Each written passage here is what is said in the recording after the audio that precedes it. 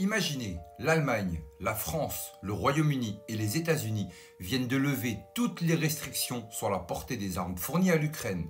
Autrement dit, Kiev peut désormais frapper directement le territoire russe et Poutine l'a dit clairement, cela signifiera que les pays de l'OTAN sont officiellement en guerre contre la Russie.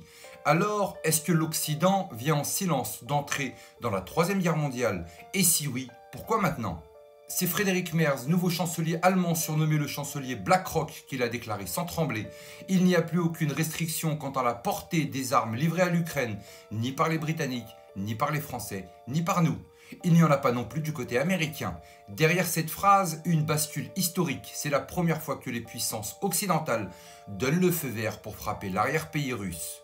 Mais quelle logique stratégique se cache derrière cette escalade? Provocation calculée ou piège tendu à la Russie pour l'enfermer dans une guerre totale qui justifierait ensuite une intervention plus large de l'OTAN? Poutine ne laisse planer aucun doute. Pour lui, cette décision marque la fin des négociations avec l'Occident. Il parle d'un étau à refermer. Il accuse l'Occident d'avoir voulu asphyxier la Russie et promet de renverser la situation. Toute frappe sur notre territoire avec des armes occidentales équivaut à une entrée en guerre directe de l'OTAN. Et il ajoute une phrase clé. Cela changera fondamentalement la nature du conflit. Traduction, si l'Ukraine utilise ses armes, la Russie considère que l'OTAN est militairement engagée. Et là, tout peut basculer. Frappe de représailles, mobilisation totale, voire emploi d'armes stratégiques. Mais ce conflit ne se limite plus à l'Ukraine. Il s'inscrit dans un basculement géopolitique plus vaste. Selon l'expert Lil Goldstein, nous assistons peut-être à la naissance d'une véritable alliance sino-russe qui pourrait défier les États-Unis sur plusieurs plans, nucléaire, spatial, maritime. Goldstein propose une autre approche, un double Kissinger, c'est-à-dire un apaisement simultané avec la Chine et la Russie. Mais cette option pour Washington supposerait de renoncer à l'exceptionnalisme américain, et ça, c'est inacceptable pour les élites néoconservatrices. Pendant ce temps, l'Allemagne se prépare. Berlin veut rétablir la conscription obligatoire. Le ministre de la Défense, Boris Pistorius, prévient. Notre modèle repose sur le volontariat. Mais si cela ne suffit pas, on passera à l'obligation. Et l'armée allemande doit augmenter massivement son stock d'armes d'ici 2029. Coïncidence? Pas vraiment. On prépare les populations à la guerre, lentement, par étapes, et en éliminant les opposants. Le gouvernement songe même à interdire le parti anti-guerre, AfD. Et du côté ukrainien, on parle de paix, en formant des enfants à la guerre. Irina Vereshchuk du cabinet de Zelensky l'a dit crûment. Oui, nos enfants doivent savoir ce qu'est la guerre, nous vivons dedans, et chaque maison devra devenir une cible. Ce n'est plus un conflit, c'est une guerre totale, civilisationnelle, et dans des camps d'entraînement, les journalistes découvrent désormais des insignes nazis abordés fièrement par des enfants. On assiste à un embrigadement généralisé pour une génération entière, éduquée non pas à la paix, mais à la vengeance. Mais cette montée aux extrêmes n'est pas une surprise. Pour certains analystes, la guerre totale contre la Russie était planifiée dès 2014.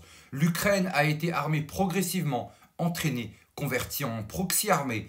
Les sanctions américaines n'ont jamais eu pour but de négocier, mais d'étouffer Moscou. Et maintenant que la Russie résiste, l'Occident pousse plus loin, avec une seule stratégie, l'épuisement total de la Russie, économique, militaire et psychologique. Mais dans cette fuite en avant, une question s'impose.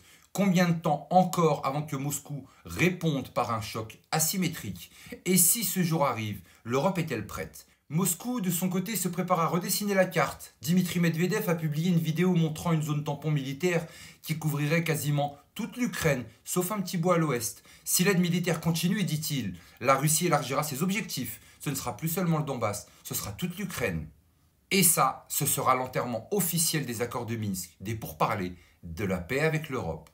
Et Trump dans tout ça? Sa déclaration est étonnante. Poutine est devenu fou. Il tue des innocents. Zelensky parle trop. Cette guerre n'aurait jamais eu lieu si j'avais été président. Certains s'indignent, d'autres y voient une stratégie. Accuser Poutine pour éviter de confirmer une tentative d'assassinat occidental contre lui. Et poser une ligne rouge sans le dire. Trump veut jouer l'arbitre, mais laisse planer la menace. Il sait que toute frappe ukrainienne massive contre la Russie l'obligera à sortir du bois. Et souvenez-vous, Trump lui-même a été visé par une tentative d'assassinat.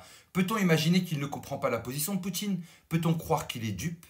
Et pendant que les tensions s'enflamment, Emmanuel Macron, lui, essaye encore de jouer les pompiers pyromanes. En public, il prône la paix. En coulisses, il souffle sur les braises. Livraison d'armes, pression diplomatique, déstabilisation de la scène africaine. Mais son autorité est affaiblie et le symbole est cruel.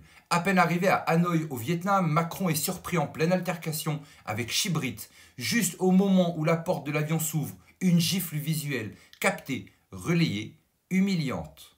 Dans un contexte de tension internationale, ce genre d'instant personnel devient politique, l'image d'un président isolé, impuissant, même dans son propre couple, si on peut dire ça comme ça. Et beaucoup y voient le reflet de sa stratégie extérieure, agitée, confuse, inefficace. Alors, est-ce que l'Occident a officiellement déclaré la guerre à la Russie? Peut-être pas sur le papier, mais dans les faits, tout y est. Armes longue portée, entraînement militariste, disparition de l'opposition, fin des négociations, et un axe Russie-Chine qui se solidifie. La question n'est plus si l'escalade aura lieu, mais qui l'a voulu, réellement, et pourquoi. Mais surtout n'oubliez pas, on n'est clairement pas au bout de nos surprises.